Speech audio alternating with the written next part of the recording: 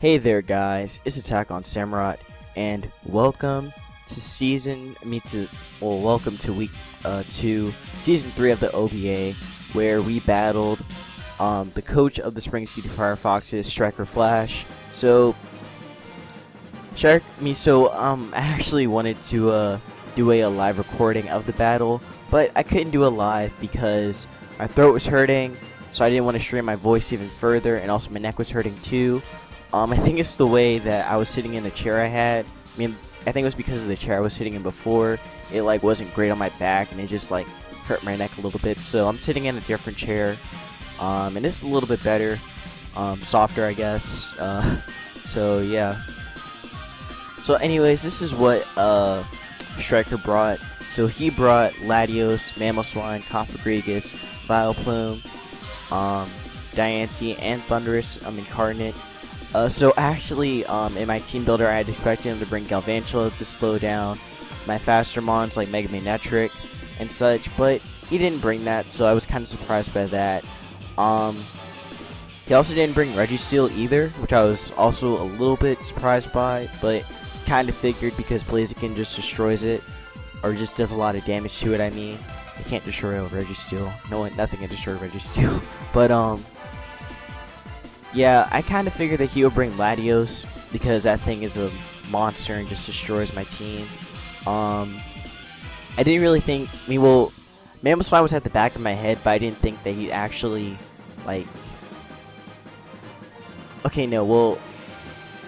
before Mamoswine, I thought he was gonna bring Mega Pinsir because that thing is still pretty much a monster. But then I thought it over and I was just like, Mega Manectric pretty much destroys that. So he brought Mamo. And Mamo definitely, it didn't really do anything in this game actually. I managed to force it out a lot. So yeah, I made some somewhat okay plays, but there are also some plays that were kind of dumb that I feel like I should have done better with. So yeah, let's get into the battle now.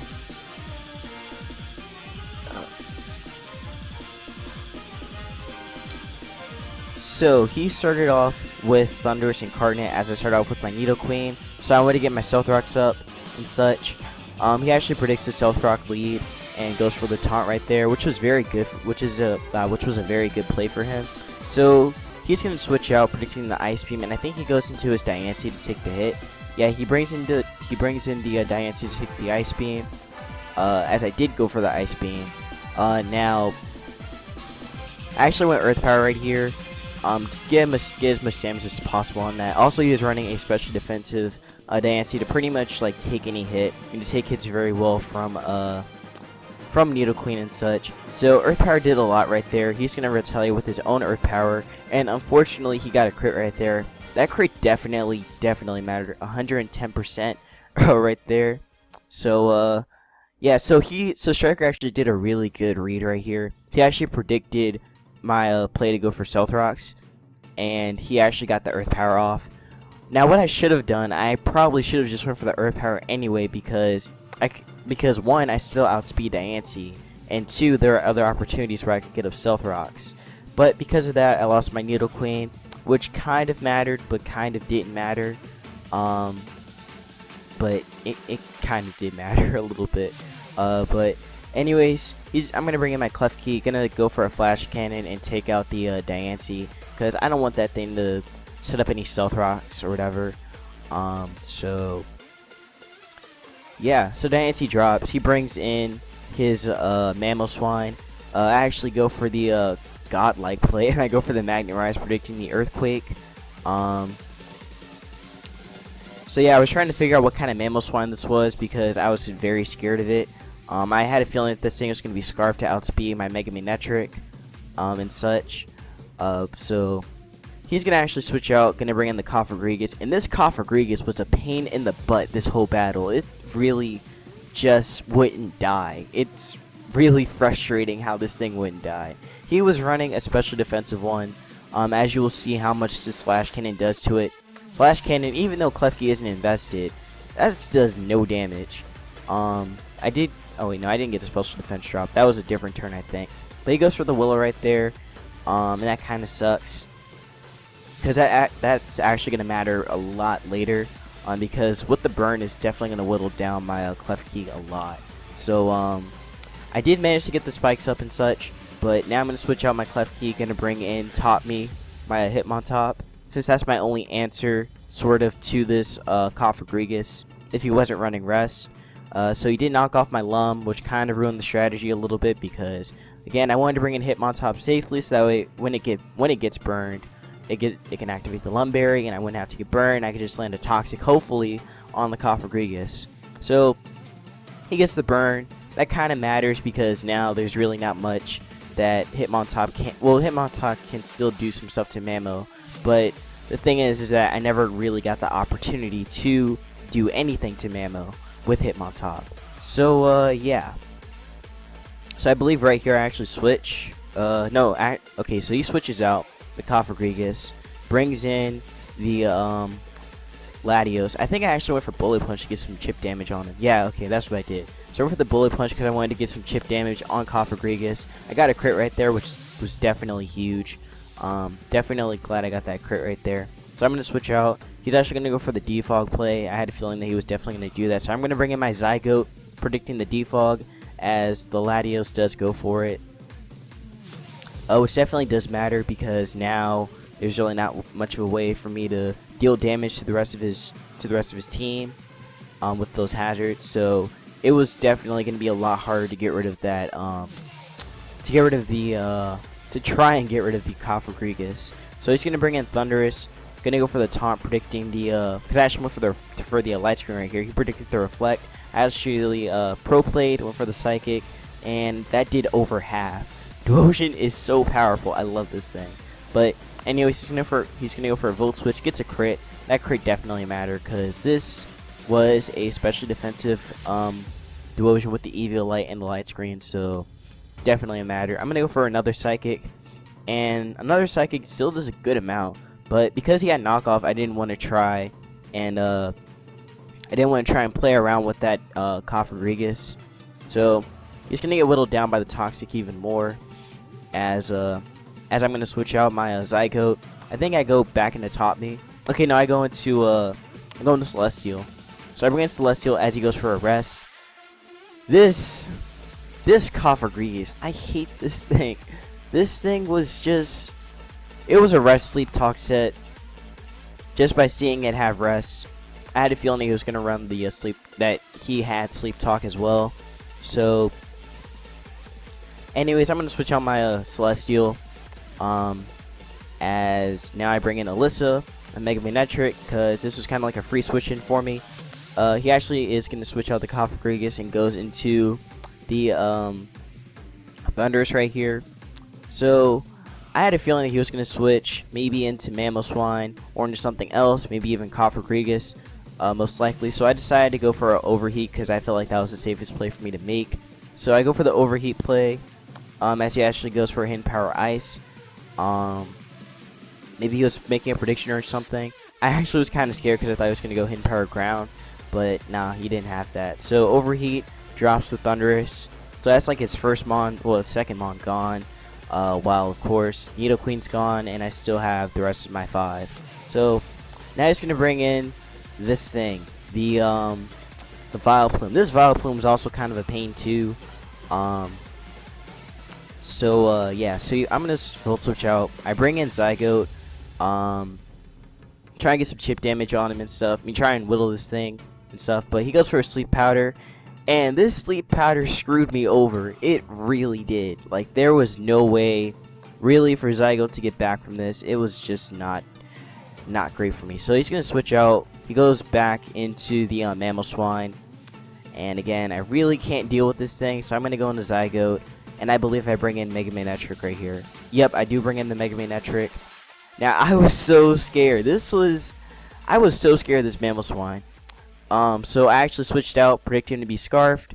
Because, I mean, why else would you bring that thing in? So he goes for the Earthquake regardless. So that definitely told me that he was going to be a Scarfed Mamoswine.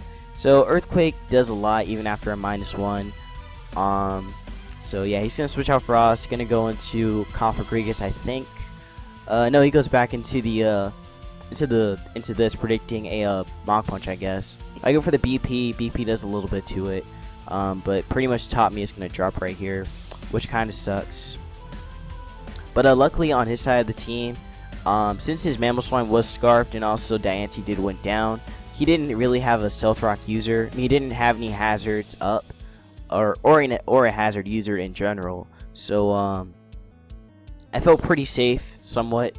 But now he's gonna switch out, gonna bring in Tiberius, that Cofagrigus. I'm gonna go for an Overheat, and that does about 40%. So that definitely was special defensive. Definitely special.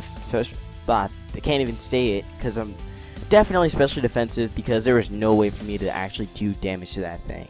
So I bring in my Celestial, try and whittle this thing down as much as possible. He's gonna go for a Sleep Talk right here, and I think he gets knockoff if I remember correctly. Yeah, he does get the knockoff, which kind of sucked because there goes my lefties, and there's really no way for a Klefki to get any passive recovery, which means that's just gonna whittle down to burn damage, which was very, very bad. So literally with the Celestial, I try to get as much hazards up as possible. Yeah, well, I try to get hazards up and also try and weaken that Cofagrigus as much as possible. But again, he kept getting knockoff and just kept whittling me down. So definitely really wasn't that great for me right here. So I had to go for a Flash Cannon, just YOLO'd it, try to get as much damage on this thing as possible. And I did get the special D drop, which was definitely pretty beneficial. But he's gonna go rest again, and again, really not much I can do. So I believe I actually switched out on this play, and I think I went into Zygote. No, it wasn't Zygote. I think I went into I think it was Alyssa. I think it was either Alyssa or, yeah, it was Alyssa. So I bring in Alyssa right here, get the Intimidate drop off, I guess, as he switches out, and I think he brings in the yeah, this was the play I screwed up on. So he actually went for the he predicted the switch into Mega Man Netric, which definitely played out well for him. So switched out, went for Latios, hit a Draco, dead Mega Man Netric, and I pretty much knew that there was no way for me to come back from this once Mega Man Netric went down. Mega Man Netric was pretty much the thing I needed to get through this, but because I lost it that early, well, not that early, but because I lost it to a play like that, it really screwed me over. So I'm going to bring in John Wall, my Samurott, as he brings out the Vileplume on the switch in. Definitely a good play on his part. So I go for the Aqua Jet, does literally like 0 to this thing. There's like one hit point or something. So yeah, again, Samurott really couldn't do too much. So I decided to switch out because I didn't want to get hit with the Giga Drain, as he goes for the Giga Drain, of course. And Giga Drain does decent amount, but of course Zygote is very special defensive and very bulky. So and I believe this is the last turn of screens. I think this turn or the next turn was the last turn of screens. But no, I was trying to get my screens back up. That's what I was trying to do. So he's gonna go for the defog, get rid of the spikes damage and stuff. And I was really hoping that Duosion would wake up right here, because I needed this thing to wake up, but nope, it didn't wake up. And because of that, Zygote's gonna take even more damage from the Draco Meteor, and that really sucks, especially with no screens up. So that's gonna do a huge chunk, huge chunk, and that's pretty much gonna drop the actually no, it doesn't drop yet. I think it drops the next turn or something like that. But pretty much Zygote couldn't do anything, so I had to sack something, or I had to pretty much go into something else. He goes, I bring in Klefki as he predicts a switch and goes Earthquake. Definitely a good play on his part. That was honestly something I didn't really think he'd go for. Maybe he'd go for Hidden Power Fire or something. But Latios drops, and again, there's really nothing I can do. He's gonna bring in Cofagrigus, and I'm gonna pretty much try and get as much damage on this thing as possible with Zygote. Gonna try and hope that I can wake up from this Cofagrigus, but he goes knockoff. Knockoff does a lot of damage, and Yeah, I get the psychic off though, and that does a So, yeah, sorry about that. The recording had cut off a little bit, so we kind of repeated it a little bit. So, basically, again, Zygo had woken up, and I went for the Psychic right there, and Psychic does get... Oh, no, that's the next turn, I think. Or no, that was a turn previous before. But Psychic still did a good amount to this, to the Cofagrigus. But, unfortunately, Shrekker gets very lucky again, and he goes for a knockoff, and there goes Zygote. So, yeah, Zygote drops, and all I have left is Samurott, John Wall, and John Wall really can't do anything at this point because that Cofagrigus is specially defensive, and my Samurott is mainly specially offensive. So, yeah, pretty much Cofagrigus just walls the heck out of Samurott, which is very sad. Very sad because I really couldn't do anything to this thing. Which honestly I feel like may hurt me later on in the season because there are definitely well, okay, no, this season there really weren't that many ghost types that were picked. I mean, Miss Magus was picked, Spiritomb, this, I think Gengar was picked. No, wait, no, I don't think Gengar was ever picked. But yeah, there's just like so many ghost types. I mean, but it's just that like I don't really have much on my team that really could have dealt with this. So to be honest, I kind of expected this loss. This loss was definitely something that was very likely to happen. And yeah, so I'm pretty much just gonna forfeit right here because there's really nothing I can do. Again, Samurai probably could have lived a hit from Mamoswine. I'm pretty sure it can live in Earthquake because Samurai does have pretty good defensive stats, and also its max HP as well. Vileplume, I don't think Samurai would have taken out the Vileplume with an Ice Beam. And again, Cofagrigus just a bulky thing. So again, in general, this was a battle this was a battle that I knew I was going to lose because, again, that draft that he has is just so off. It's just so bulky. There's really nothing I could have done to, like, gotten around that. I really couldn't do anything around Cofagrigus. There was nothing I could do around that thing. But, yeah, so... even though this is the third week and this is a week 2 battle, this one's gonna mean week 3 battle is probably gonna happen on Friday most likely.